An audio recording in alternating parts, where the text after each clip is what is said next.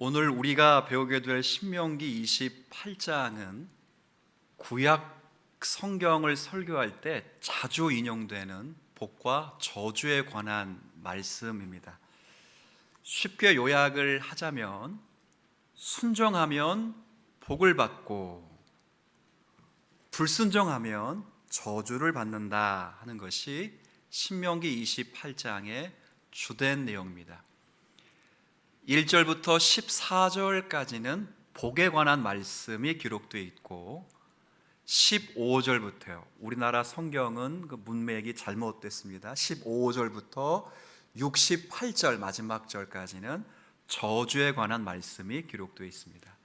그래서 오늘은 복과 저주에 관한 말씀 가운데 오늘은 복에 관한 말씀을 살피면서 세 가지 징검다리를 건널 겁니다. 하나는 성경에서 말하는 복이 무엇인가 하는 것.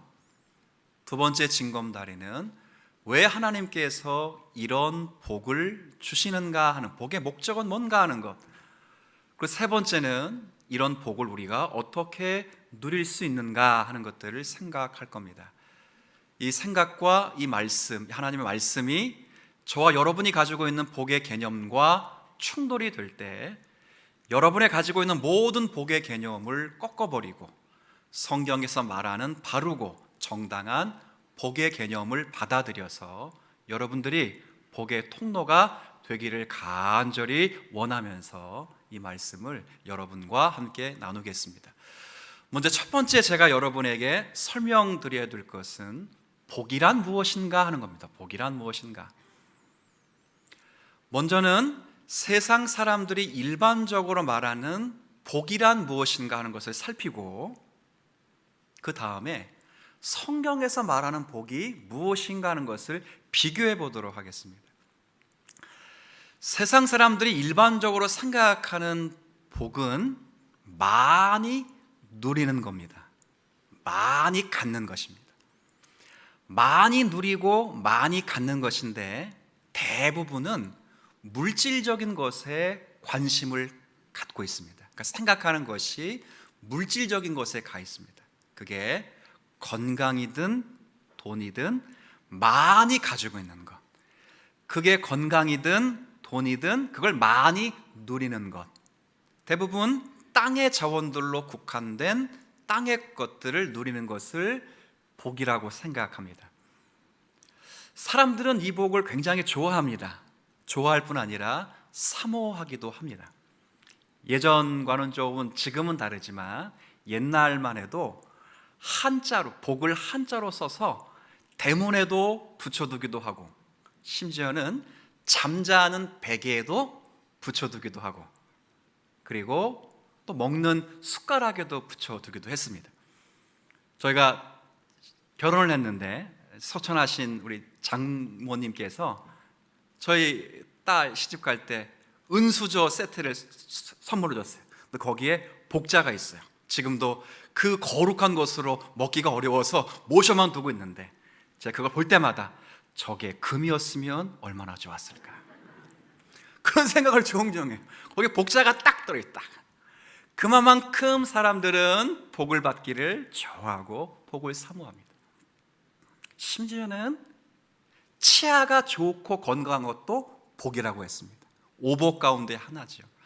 자녀가 복이라는 말은 오복 가운데 안 들어가 있어요. 근데 이가 튼튼한 건 복이에요. 이가 나쁘면 음식을 섭취할 수 없고 음식을 섭취할 수 없으면 건강을 유지할 수 없기 때문에 치아는 건강과 생명과 밀접적으로 연결되어 있기 때문에 치아가 좋은 것도 복이라 이렇게 말했대요. 그러니까 그만큼 사람들은 복을 받고 싶은 심리를 표현했고요. 뿐만 아니라 그 복을 받기를 간절히 원했는데 대부분의 복은 전부 물질적인 것에 기준되어 있어요. 물론 세상 사람들 가운데 조금 지각 있는 분들이 있어요. 세상 사람들 가운데도 하나님을 믿지 않지만 지각이 있는 분들은 물질적인 것을 복이라 말하지 않고 마음의 평안을 복이라고 말했어요. 이분들은 생각할 때 야, 물질이 아무리 많아도 뭐하냐, 마음이 괴로우면 그게 진짜 복이겠느냐라고 생각을 했어요. 그래서 마음이 평안해야 복이다라고 말한 일반적인 사람들도 있어요. 근데 이런 분들도 잘 들어보면 이 마음의 평강 기준이 개인이에요, 개인. 내가 평정심을 찾는 거예요. 그러니까 이 세상에서 통합적으로 말하면 이 세상에서 말하는 복 전부는 땅의 자원을 얼마나 많이 가졌는가, 얼마나 많이 누리고 있는가를 복이라 말해요. 자, 그러면 성경에서 말하는 복은 뭔가? 성경에서 말하는 복도 사실은 똑같아요. 많이 누리는 거예요. 많이 누리는 거예요. 성경에서 말하는 복도 많은 자원을 받는 거예요. 오늘 우리가 2절을 읽었지만 1절의 말씀에 보면 하나님께서 이스라엘 민족을 세계 모든 족속 가운데 뛰어나게 하실 것이다 라고 말해요. 그리고 2절부터 6절까지, 정확히는 3절부터 6절까지 어떻게 그 백성을 뛰어나게 하실 것인가에 대해서 복을 주시면서 뛰어나게 하시겠다고 했어요. 세 가지 복으로 연결이 돼요. 첫 번째 복은 장소의 복이에요. 성읍에서도 복을 받고 들에서도 장소의 복. 두 번째 복은 소산의 복이에요. 몸에서 나는 자녀, 토지에서 나는 소산, 짐승의 새끼들, 소산의 복이에요. 세 번째 복은 시간의 복이에요. 들어갈 때도 복 받고 나올 때도 복 받아요. 3절부터 6절이 세 가지 복을 이야기해요. 자, 그러니 성경에서 말하는 복도 많이 누리는 거예요. 근데 둘 다 세상의 복과 성경의 복이 많이 누리는 거지만 결정적으로 다른 게 있어요. 결정적으로 다른 거. 이게 뭔가 비교하면 성경에서 말하는 복은 전부 하나님과의, 한번 따라해 볼게요, 관계 속에서 주어지는 것들이에요. 이 굉장히 결정적인 거예요. 세상의 복은 얻는 거예요. 성취하는 거예요. 노력해서 따내는 거예요. 내 성경에 보면 얻는 거거나 노력해서 받는 게 아니에요. 보상이 아니에요. 하나님과의 관계 속에서 하나님이 주시는 거예요. 이게 달라요. 관계가 달라요. 제가 이제 원어를 가지고 설명을 좀 드리겠습니다. 성경에 보면 복이라고 하는 히브리어 단어가 베라카라는 단어가 있어요. 명사예요. 명사. 그냥 외워둘 필요도 없어요. 이해를 위해 제가 설명하는 거예요. 베라카라는 명사인데 이 베라카라가 명사로 되기까지 동사가 먼저 있었어요. 그게 뭐냐면 바라크라고 하는 동사예요. 이 바라크라는 동사가 어떤 의미냐면 축복하다라는 의미예요. 그러니까 축복하다에서 복이 온 거죠. 근데 사실은 바라크라고 하는 동사는 축복하다는 의미가 주동사, 주 의미가 아니라 바라크의 원래 의미는 무릎을 꿇다 하는 말이에요. 꿇다. 한번 생각해 봅시다. 의아해 하실 거예요. 축복한다 하고 무릎을 꿇는 거하고 무슨 연관이 있을까라는 의구심을 가질 거예요. 근데 여러분들이 제가 목사 임직식을 오늘 한다라는 생각을 해보세요. 디모데전서 4장 14절에 분명히 성경의 계시 가운데 증거된 장로의 회에서 안수를 받을 때 디모데가 하늘에 성령의 예언의 은사를 목사의 교사의 은사를 받았어요. 그래서 축복을 받은 거예요. 근데 축복을 받기 위해서 제가 목사로 임직 받기 위해서는 장로의 회에게 안수 받을 때 뭐부터 해야 돼요? 무릎을 꿇어야 돼요. 여러분, 교회 가운데 권사님은 취임이기 때문에 그렇게 안 하고 또 하는 교회도 있어요. 그러나 성경의 정신을 보존하는 차원에서 취임이기 때문에 안수기도는 안 합니다만, 안수집사와 장로들을 세울 때는 그냥 선포하지 않고 뭐부터 꿇리죠? 무릎을 꿇어요. 축복한다, 무릎을 꿇는다는 같은 말이에요. 무슨 말이냐? 무릎을 꿇는다는 것은 관계를 설명해요. 관계. 하나님을 경외한다, 하나님을 사랑한다, 하나님을 섬긴다는 거예요. 그러면 세상의 모든 복들은 많이 누리는 거예요. 많이 누리는데 자신들이 노력하고 자신들이 수고하고 자신들이 열심을 내서 얻고 쟁취하고 보상받은 것이라면 하나님이 말씀하신 성경의 복 또한 많이 누리는 것인데, 이 누림은 전부 하나님의 뭐 속에서 온다고요? 관계 속에서 하나님을 지극히 사랑하고 하나님을 나의 인격과 목숨을 다하여 섬기고, 내가 의식적일 뿐만 아니라 하나님의 살아계심을 전부 느끼며 하나님의 전 존재 앞에 자신의 신앙적 삶을 드릴 때 하나님은 그 관계 속에서 우리에게 신령한 복을 주실 줄로 믿습니다. 그 관계 속에서 주시는 관계가 굉장히 중요해요. 이 관계가 어그러졌는데 복을 받으면 아무 소용이 없어요. 전부 자기의 정욕과 교회의 부도덕함과 하나님의 영광이 아닌 것으로 발현될 수밖에 없어요. 하나님과 관계 속에서 받는 복이 무엇보다도 중요한 거예요. 신앙인들은 복을 받기 위해서 기도하는 것이 아닙니다. 바로 이 복을 주시는 복의 근원이신 하나님과의 관계를 바르게 하도록, 하나님은 무엇보다 이 세상 가운데 하나님을 사랑하게 하여 주옵소서 기도하는 거예요. 신랑과 신부가 서로를 뜨겁게 사랑하면 신랑은 신부의 것이 되고 신부는 신랑의 것이 돼요. 근데 뜨겁게 사랑하지 않고 신랑은 신부의 가정의 백그라운드가 필요하고 신부는 신랑의 명예가 필요해. 그래서 결혼을 해서 한 가정을 이루면 관계가 성성되지 않아요. 사랑과 친밀과 경애와 존중의 관계가 없기 때문에 그 가정은 행복하지가 않아요. 무엇보다 중요한 건 첫 번째 징검다리입니다. 관계가 무엇보다 중요해요. 제가 아는 백발의 어르신 택시 기사가 계셔요. 근데 이분이 나이가 다 많으신데도 택시 운전을 하셔요. 돈이 없어 하시는 분이 아니에요. 물어보면 외로워서 한대요. 외로워서. 사모님이 일찍 돌아가셨거든요.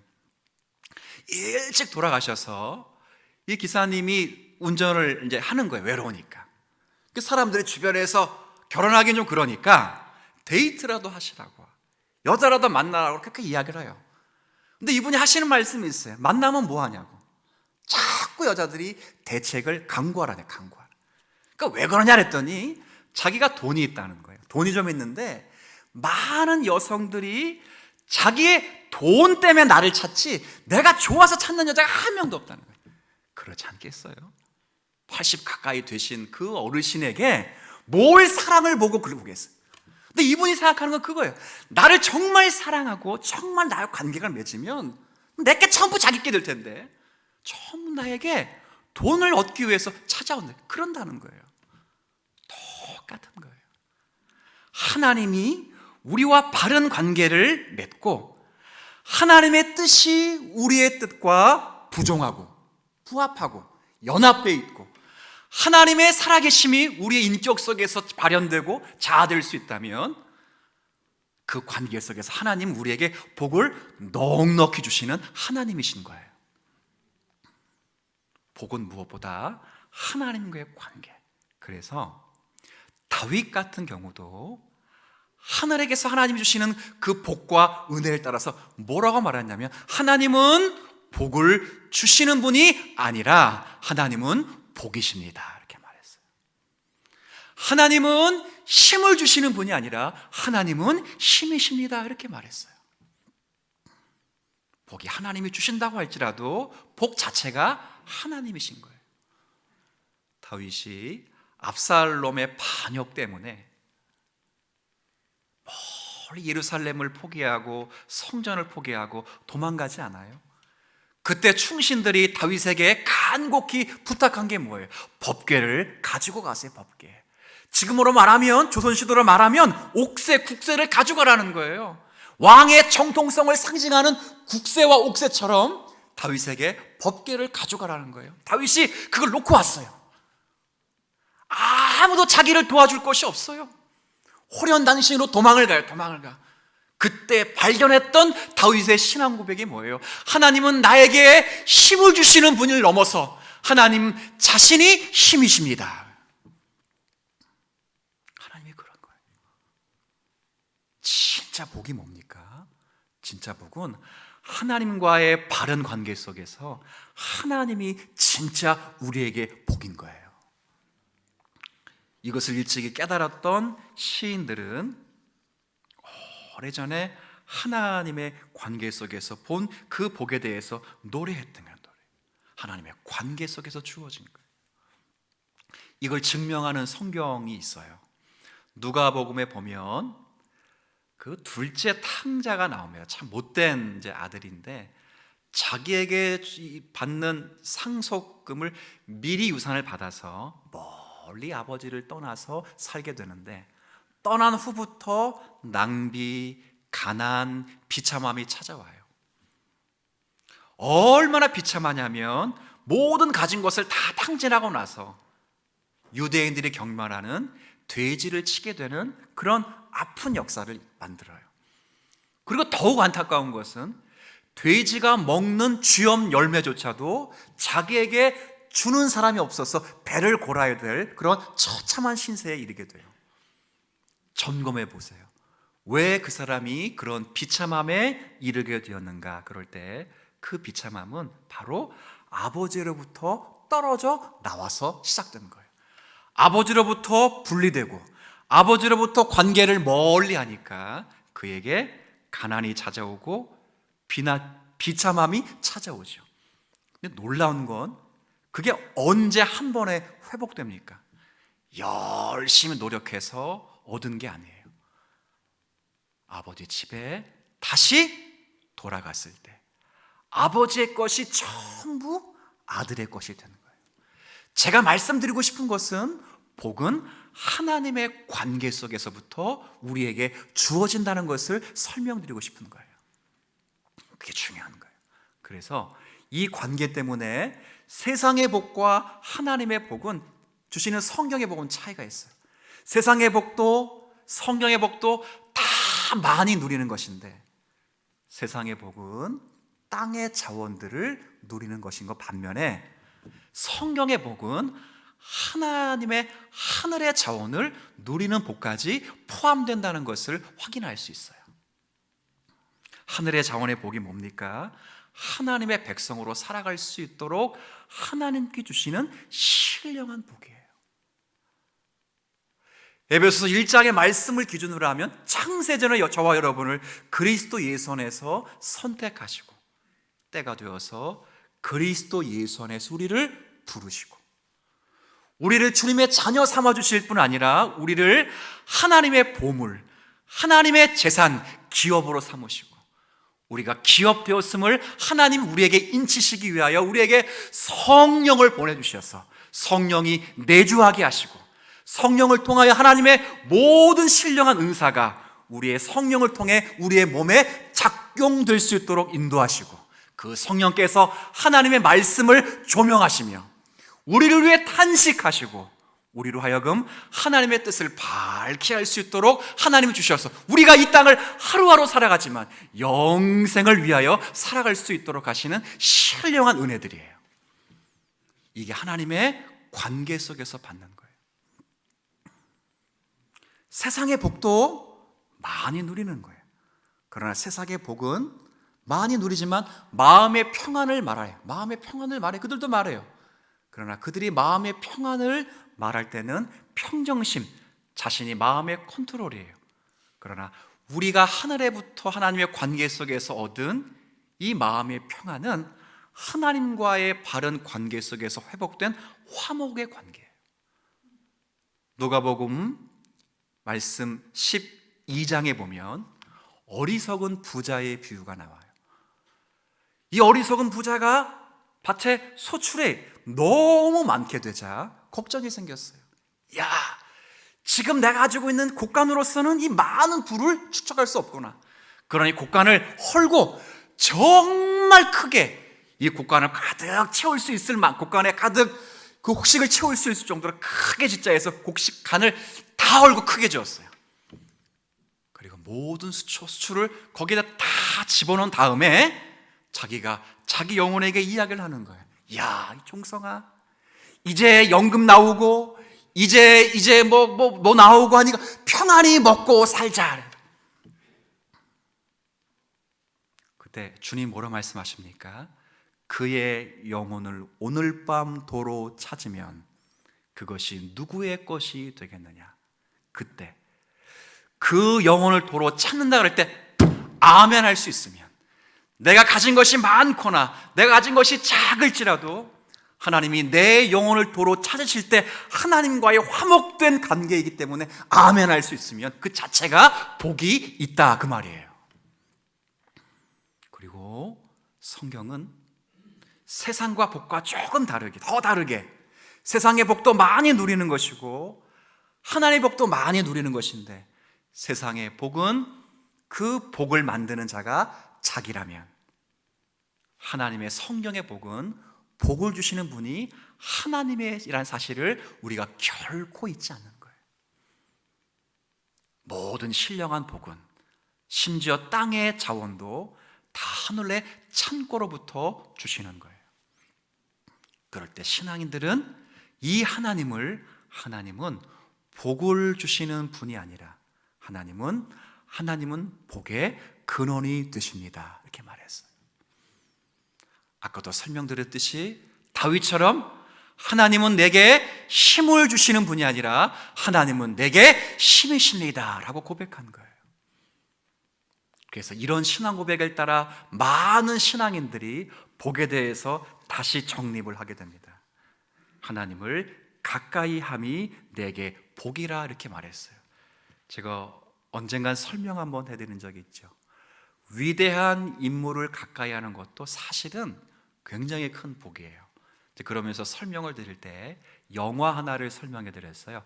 카핑 베토벤이라는 영화를 설명드렸는데, 이 카핑 베토벤에 보면 베토벤 옆집에 어떤 할머니 한 분이 새를 들어 사시는데, 이 집은 창문이 없어요.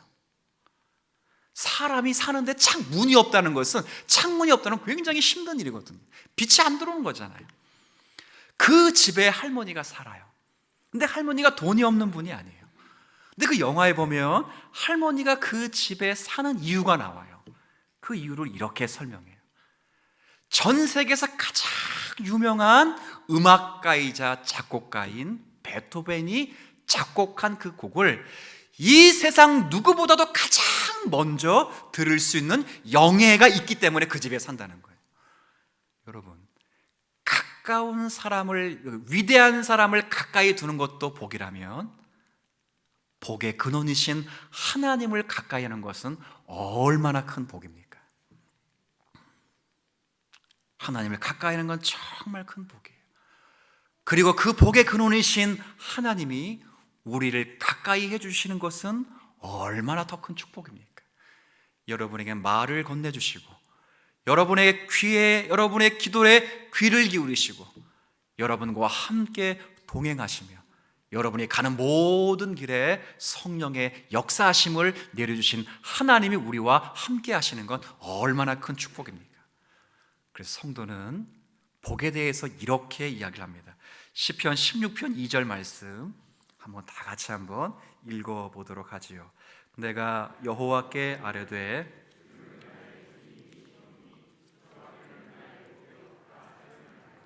아멘. 여러분도 이렇게 믿으십니까? 이 말씀을 잘 이해하셔야 됩니다. 여러 복들 가운데 하나님이 가장 큰 복입니다, 이 말이 아닙니다. 이 말 뜻은 이 세상의 복은 하나님밖에 없습니다 하는 뜻입니다. 이 세상의 많은 복줄 가운데 그 중에 하나를 꼽으라면 하나님이 복입니다, 이 말이 아닙니다. 이 세상의 모든 복들은 사실은 없습니다. 이 세상의 모든 복들이 있다면 그건 다 하나님이십니다, 이라는 겁니다. 사랑하는 성도 여러분, 성도가 누리는 복은 하나님과의 관계 속에서 주어진 것입니다. 그리고 그 관계를 먼저 형성하시는 하나님이 우리의 모든 복의 내용이며 복의 근원이며 복의 유일한 통로임을 믿으실 수 있기를 바랍니다. 굉장히 중요합니다. 성경에서 말하는 복은 하나님과의 관계입니다. 하나님이십니다. 이 복이 있어야 하나님이 우리에게 복을 주시는 겁니다. 자, 그러면 두 번째 자리로 한번 넘어가겠습니다. 왜 하나님의 성도들에게 복을 주시는가? 복을 주시는 목적도 굉장히 중요합니다. 우리가 2절을 읽었지만 아까 1절에도 말씀드린 것처럼 이스라엘 백성을 모든 민족 가운데 뛰어나게 하실 것이다 라고 말하면 이스라엘 백성들은 이제 생각을 해야 됩니다. 근데 이렇게 생각하면 안 됩니다. 하나님이 나를 뛰어나게 하셔? 어떻게 뛰어나게 하실까? 이런 생각을 하면 안 됩니다. 이건 주님의 몫입니다. 하나님이 나를 뛰어나게 하신다 그러면 이스라엘 백성들이 생각해야 되는 것은 왜 나를 뛰어나게 하실까? 이게 굉장히 중요합니다. 하나님이 이스라엘 백성에게 복을 주신다라고 말할 때는 복이 뭘까? 이것보다 훨씬 중요한 것은 왜 나에게 복을 주시는가가 훨씬 중요합니다. 왜 하나님에게 복을 주실까요? 왜 하나님 우리에게 복을 주실까요? 이건 다른 데 있지 않습니다. 저와 여러분이 하나님을 알리는 통로가 되기 위해서 복을 주시는 겁니다. 이게 정말 중요한 거예요. 하나님이 아브라함을 선택하실 때 아브라함은 그리스도의 모형이자 동시에 신약 교회의 머리로서 계십니다. 모형으로 계십니다. 그 아브라함을 불러 세울 때 모든 족속이 너로 말미암아 복을 받는다라고 약속해 주셨습니다. 모든 족속이 교회를 통해서 복을 받습니다. 이 세상이 복을 받으려면 하나님이 직접 주시지 않습니다. 명심하십시오. 이 세상이 복을 받으려면, 이 세상이 구원을 받으려면, 이 세상 백성들이 죄와 사망으로부터 거듭난다면 하나님이 직접 나타나서 그를 구원하지 않습니다. 교회와 저와 여러분을 통해서 그들을 구원하시길 기뻐하십니다. 그래서 하나님은 교회에게 복을 주시는 겁니다. 하나님이 우리와 함께 하셔서 하나님은 어떤 분이신가? 하나님의 뜻은 무엇인가? 하나님의 행하시는 바는 무엇인가를 우리를 통해서 알게 하시기 위해서 우리에게 복을 주시는 거예요. 근데 가끔 조금 불편해도 한번 들어보세요. 멍충이 같은 신자들이 가끔 있어서 하나님이 나에게 복을 주시는 것을 소명으로 생각하지 않고 보상으로 착각하는 성도들이 많다는 거예요. 잘 들어보세요. 하나님이 내게 복을 주셨는데 생각하기를 내가 신앙생활을 잘하니까 하나님이 내게 복을 주셨구나, 이렇게 생각을 한다는 거예요. 전혀 그렇지 않아요. 하나님이 내가 신앙생활을 잘하니까 복을 주신 것이 아니라 하나님이 나를 볼 때 복의 통로가 될 만하니까 더 많이 흘러가도록 복을 주신 거예요. 자, 이게 이해가 되십니까? 다시 과거 지향적으로 보상으로 하나님이 주신 게 아니고, 오라 안종성 봐라, 저 사람이 지금 복을 흘려보내고 있는데 그러니까 더 많은 자원을 주셔서 그 복이 나를 통해서 뭐 하도록 하기 위해서? 흘러가도록 보태주시는 거예요. 땅에 기근이 들었어요. 근데 그 땅을 적시시키는 것이 하나님 목적이에요. 근데 내가 가지고 있는 다라에 물이 가득 차 있어요. 나만 마셔도 모자른데 제가 그것을 땅에 기근을 해결하기 위해서 땅에 부었어요. 그게 마음에 들었어요. 그래서 그 제가 가지고 있는 다라가 마르지 않은 샘이 될 수 있도록 우물로 공급해 주시는 거예요. 이해해 주셨어요?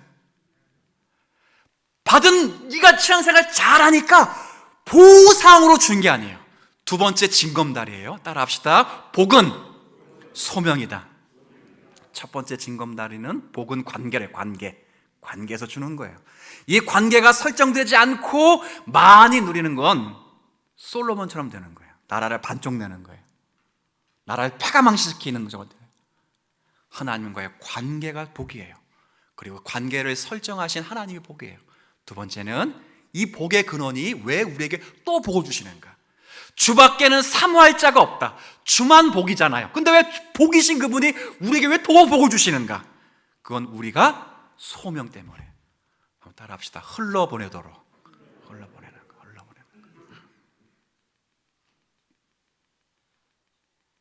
근데 자꾸 사람들이 보상으로 생겨서 흘려버리지 않아요. 물은 고이면 어떻게 되죠? 썩어요. 근데 흘려보내야 돼요. 어리석은 부자가 창고를 30배, 60배, 100배로 더 크게 짓자 라기보다 그걸 흘려보냈다면, 그건 나에게 주면 개척교회, 선교사님들, 교육부서 다 흘려보낼 텐데, 흘려보내면, 그 흘려보낸 것이 마음에 드시면 복의 근원이신 하나님이 흘려보내서 하나님이 자신을 더 알리도록. 여러분들과 저는요, 하나님을 만나요. 말씀을 통해 만나고 기도를 통해 만나요. 근데 세상 사람들은 하나님을 만날 수가 없어요. 세상 사람들이 하나님을 만나는 유일한 방법은 예수님 말씀하신 거예요. 너희가 나를 본 자면 하나님을 보았다.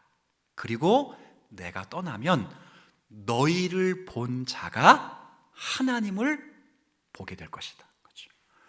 제자들이 서로 사랑하면 하나님이 얼마나 사랑이 많으신지를 알게 돼요.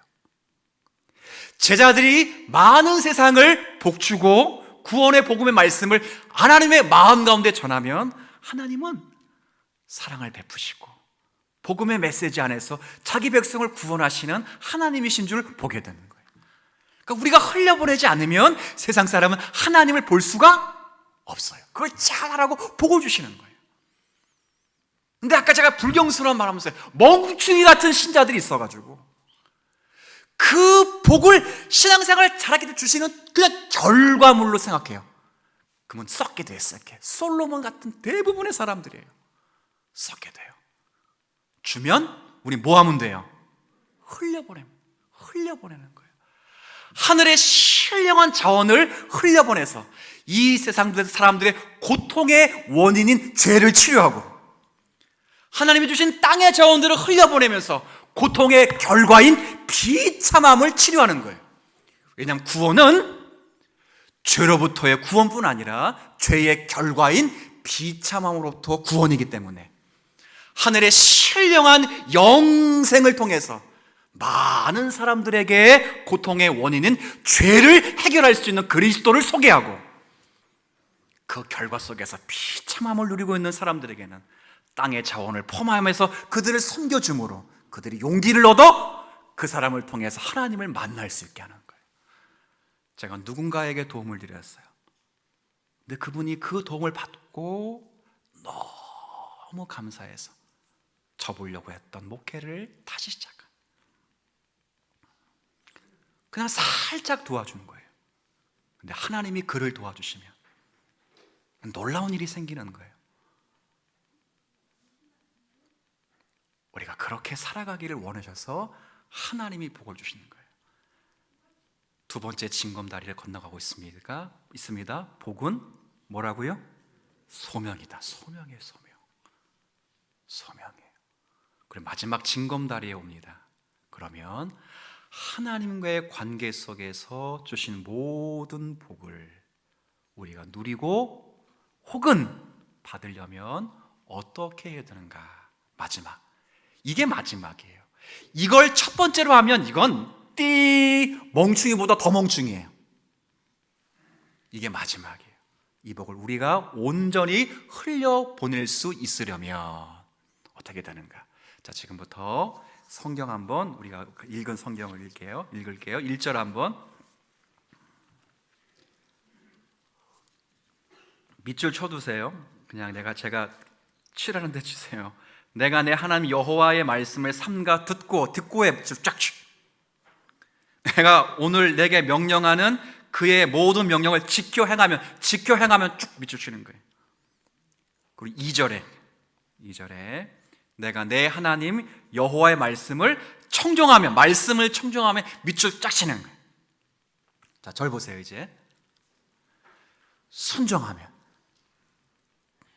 근데 1차적의 멍충이는 소명을 보상으로 아는 사람이라면 이것보다 더 큰 멍충이가 있어요. 뭐냐? 말씀에 순종하면 복이 임하니까 복을 받기 위해서 뭐 하겠다고요? 이건 더 큰 멍충이에요. 유대의 나라가 이래서 망했어. 하나님과의 관계가 바르게 설정되면, 하나님만을 복으로 섬기면 하나님은 자신이 복이신데도 복을 더 많이 주셔요. 흘려보내셔요. 근데 유대인들은 이렇게 하지 않고 거꾸로 하나님의 복을 받기 위해서 말씀을 순종하는 쇼를 보내, 쇼를. 그럴 때 하나님이 그들에게 저주를 내죠. 이 순종은 복을 받기 위한 것이 아니라 복을 받는 방법을 넘어서 복을 흘려보내는 방법이에요.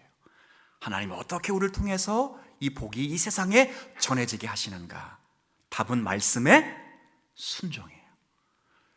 여러분, 우리나라 성경과 영어 번역본 제가 쭉 살펴보니까 다 빠졌더라고요. 다 빠졌어요. 정확한 번역 의미가 빠졌어요. 뭐가 빠져? 두 가지가 빠졌는데, 말씀이라고 우리나라 성경에 되어 있지만 원래는 보이스야, 하나님의 목소리예요. 목소리. 그리고 전치사가 빠졌어요. 영어 성경은 다 빠졌더라고요. Unto the voice of예요. 그러니까 목소리 속으로 들어요. 목소리 속으로. 이 말은 하나님이 말씀하신 그 말씀의 의미 안으로 들어가요. 그 뜻을 깊이 헤아리는 거예요. 부부가 살다 보면요, 목소리만 들어도 화가 났거나 힘이 없거나 기운이 없다는 것을 금방 알았죠. 목소리 자체만. 그러니까 하나님의 소리를 듣고 그 소리 깊이 들어가서 하나님이 무엇을 지금 원하시는가. 유대인들은 아까 그랬잖아요. 세계 모든 민족 가운데 너희를 뛰어나게 하실 것이다. 그러니까 뛰어나게 하신다는 것만 있는 거야. 어떻게 뛰어나게 될까? 어떻게. 근데 하나님의 목소리 안으로 들어가면 왜 뛰어나게 하시는가? 왜? 아브라함 약속했지요. 모든 족속이 너로, 따라합시다, 말미암아 복을 얻을 것이다. 너로 말미암아. 내가 없으면 세상에 복을 못 받아요. 주님 사랑교회가 없으면 소사동이 복을 못 받습니다. 믿으십니까? 이게 안 믿어지는, 그냥 이렇게 설교하는데도 좋은 분이 계시면 주님 오실 그날까지는 깨어 계시기를 간절히 기도하게. 제가 오늘 1부 예배 때 너무 열을 내서 2부 때는 열을 내지 말아야 이제 다짐하라고 왔는데, 초반에는 잘하다가 뒷부분에 감당이 안 됩니다. 어떤 목사님 이럴 때 성령의 역사하심이라 그러죠. 근데 저는 그렇게 말합니다. 오지랖이다. 계획한 대로 안 되고,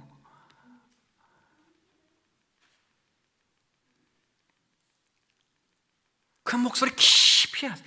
왜 하나님이 그 소리를 하셨을까? 뛰어나게 되는 게 목적이 아니라, 자체가 아니라 나를 뛰어나게 해서 하나님이 얼마나 귀하신 분이신지, 하나님이 창조의 질서 가운데 훼손된 그 세상을 다시 회복하여 하나님과의 바른 관계 속에서 많은 사람들이 구원을 얻고, 그 구원의 주체이시자 복의 대상이신 다윗이 깨닫고 수많은 아삽과 같은 시인들이 깨달았던 그 하나님을 복의 대상으로 섬기고, 하나님을 사랑하고 하나님을 경외하며 하나님을 진실하게 섬길 수 있도록 나에게 복을 주시는구나 깨닫는 거예요. 그렇게 해서 말씀을 청종하는 거예요. 하나님 말씀이 없으면 모든 일을 시작하기가 어려워요. 아무리 비싼 자동차가 있다고 해요. 현란한 기계장치를 달고 있어도 연료가 없으면 말짱 도루묵이야. 아무리 좋은 차도 브레이크가 파열되면요, 멈출라 그럴 때 못 멈춰요. 그러니까 말씀은 시작하게 하는 것이며 멈추게 하는 거예요. 말씀이 없이는 하나님의 복을 누릴 수가 없어요. 말씀이 없이는 하나님의 복을 복대로 흘려보낼 수가 없어요. 여러분이 그래서 말씀을 문자적으로만 것이 아니라 그 말씀을 하신 하나님의 진짜 속 깊은 이야기가 뭐냐. 사람도요, 직접 화법으로 이야기 안 해요. 저도 간접 화법으로 이야기해요. 그러면 교육자들이 귀신같이 알아들어요.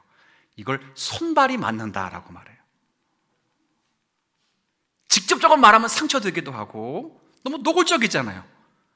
근데 간접적으로 말하는데 기가 막히게 알아듣는 거예요. 이걸 뭐가 맞는다고요? 손발이 척척 맞는 거예요. 하나님이 그걸 원하시는 거예요. 정말 주님의 뜻이 무엇인가를 살피는 거예요. 하나님이 누구신지, 하나님의 뜻이 어떤 것인지, 하나님의 행사가 무엇인지, 나는 누구인지, 내가 어떤 뜻을 가지고 살아야 하는지, 내 주변에는 누가 있는지, 내가 무엇을 하며 하나님의 영광을 위해 살아야 하는지. 그래서 다시 첫 번째 징검다리로 건너면 복은 뭐라고요? 관계예요. 하나님을 지극히 무릎을 꿇는 거예요. 지극히 사랑하는 거예요. 신명기의 핵심이 뭡니까? 신명기는 모세의 세 편의 설교예요. 첫 번째 설교는 너희들은 언약 백성이라. 아브라함의 언약이 다시 우리 가운데 갱신된 언약 백성이다. 두 번째 긴 설교는 언약 백성에게 주신 하나님의 언약의 내용이 뭐냐, 십계명을 길게 풀었어요. 오늘 28장부터는, 그 이후부터는 세 번째 설교지요. 언약 백성이 하나님과 그 언약을 따라 체결하는 거예요. 약속의 말씀대로 살아가겠습니다. 우리는 이 설교를 1년 반 동안 듣고 있지만 모세는 이 설교를 모압 평지에 하루 만에 다 한 거예요. 세 편의 설교를. 핵심 뭡니까? 하나님을 사랑하라. 정말 내가 하나님을 사랑하고 있는가? 내가 정말 인격을 다해서 하나님을 경외하고 있는가? 목사의 목소리가, 목사의 설교가 단지 잘한다, 논리적으로 들어맞는다, 다른 목사는 좀 들리다, 이게 아니고 이 목사의 설교가 정말 하나님의 말씀이 되어서 내 심령 골수를 쪼개고 있는가? 그 말씀 앞에서 정말 내가 하나님 앞에 무릎을 꿇고 회개하고 내가 정말 거듭난 신자인가? 내가 구원받은 것이 맞는가? 자신을 날마다 점검하고, 그렇게 혹여라도 하나님의 사랑하는 일에서 제외되지 않도록 늘 말씀 앞에 서서 주님의 길을 걷고자 노력하는 성도. 이게 오늘 말씀을 통해서 우리에게 주신 하나님의 말씀인 줄 믿으시길 바랍니다. 다음 주에는, 오늘은 순종과 복 그랬으니까 다음 주에는 설교가 뭐가 되겠어요? 저도 양심 있는 목사거든요. 계시의 정신을 존중히 여겨요. 반대예요. 불순종과 저주예요. 다음 주에 많이 안 나올까 봐 제가 일부 때도 걱정을 많이 했는데요. 어떻게 할까? 강도를 센 맛, 중간 맛, 싱거운 맛. 오늘 우리 아들놈이 떡볶이를 먹을 때 무슨 맛을 선택하냐에 따라서 명절이기 때문에 걱정은 됩니다. 그러나 계시의 정신을 존중히 여겨서 다음 주는 저주라는 것이 뭔가, 성경이 말하는 저주라는 건 도대체 뭔가, 왜 하나님은 세상 사람이 아닌 하나님의 백성을 저주하는가, 그 저주가 하나님이 무슨 의미인가 하는 것을 명쾌하게 밝힐 거예요. 오늘 밝힌 복은 관계입니다. 오늘 밝힌 복은 하나님 자신입니다.